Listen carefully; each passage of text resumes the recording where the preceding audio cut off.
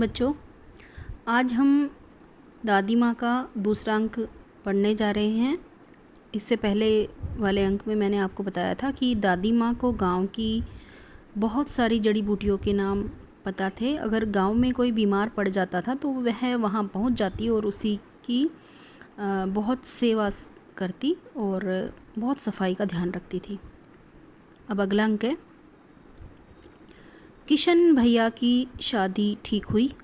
ठीक होने का मतलब है कि तय हुई। दादी माँ के उत्साह और आनंद का क्या कहना। उत्साह मतलब जोश, आनंद मतलब खुशी। घर में जब कोई शादी होती है तो सबको ही बहुत खुशी होती है। दिन भर गायब रहती, सारा घर जैसे उन्होंने सर पर उठा लिया हो।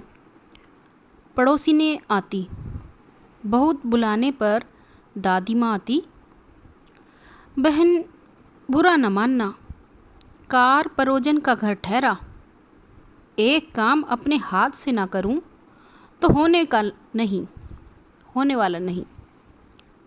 जानने को यों सभी जानते थे कि दादी माँ कुछ करती नहीं, पर किसी काम में उनकी अनुपस्थिति वस्तुतः विलंब का कारण बन जाती। अनुपस्थिति यानी गैर हाजिरी, विलंब यानी देर। यानी दादी माँ अगर कहीं ना होती तो वो काम और भी ज़्यादा देर से होता, क्योंकि दादी का काम था बार बार किसी काम के लिए तकाजा करना। उन्हीं दिनों की बात है। एक दिन दोपहर को मैं घर लौटा। बाहरी निकसार में दादी माँ किसी पर बिगड़ रही थी।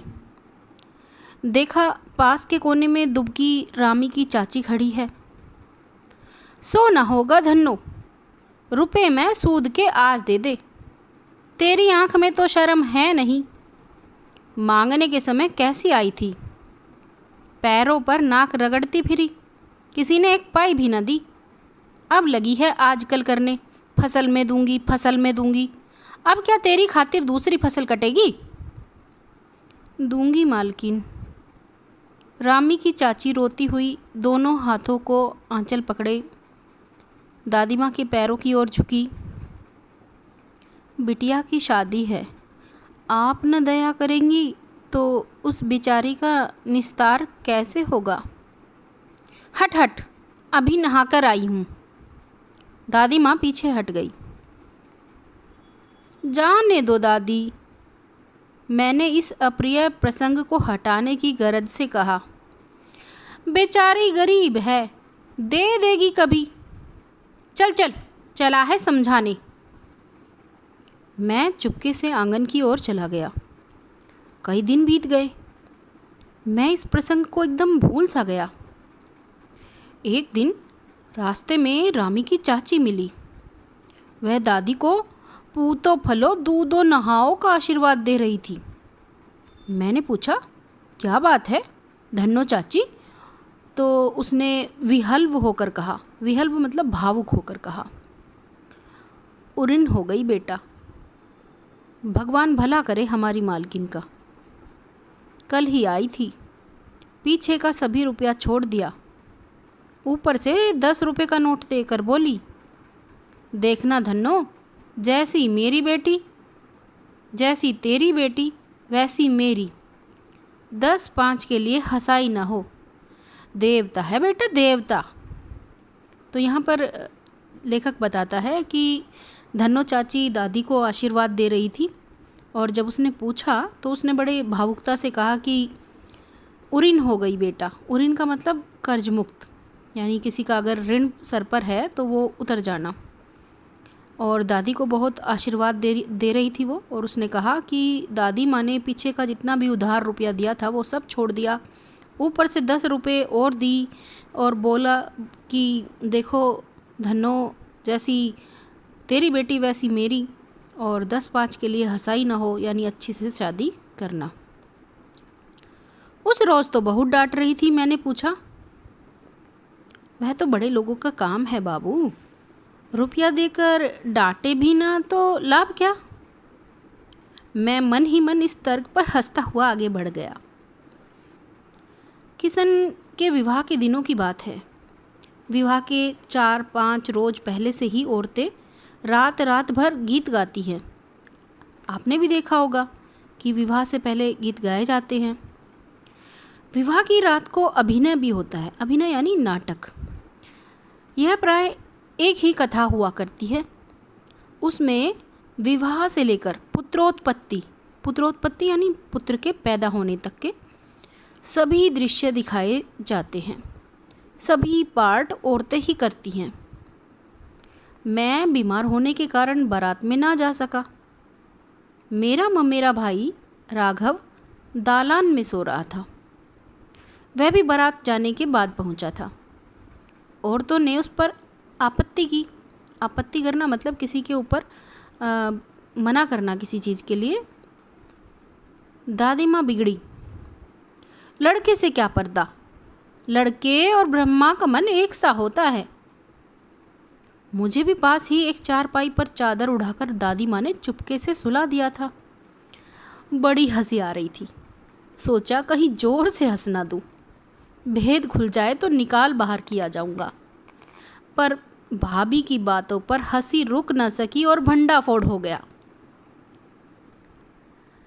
लेखक यहाँ बता रहा है कि जब अभिनय किया जा रहा था तो अभिनय की जो बातें थी उसे सुन सुनकर उसको बड़ी हंसी आ रही थी, लेकिन वो तो एक सीधा साधा बालक बनकर सोने का अभिनय कर रहा था।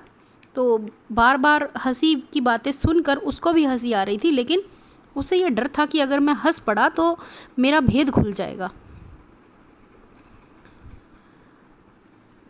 सोचा कहीं जोर से हंस दूँ तो भेद खुल जाए तो निकाल बाहर किया जाऊंगा। पर भाभी की बात पर हंसी रुक ही न सकी और भंडाफोड़ हो गया। देबू की माँ ने चादर खींच ली। कहो दादी, यह कौन बच्चा सोया है? बेचारा रोता है शायद, दूध तो पिला दूँ।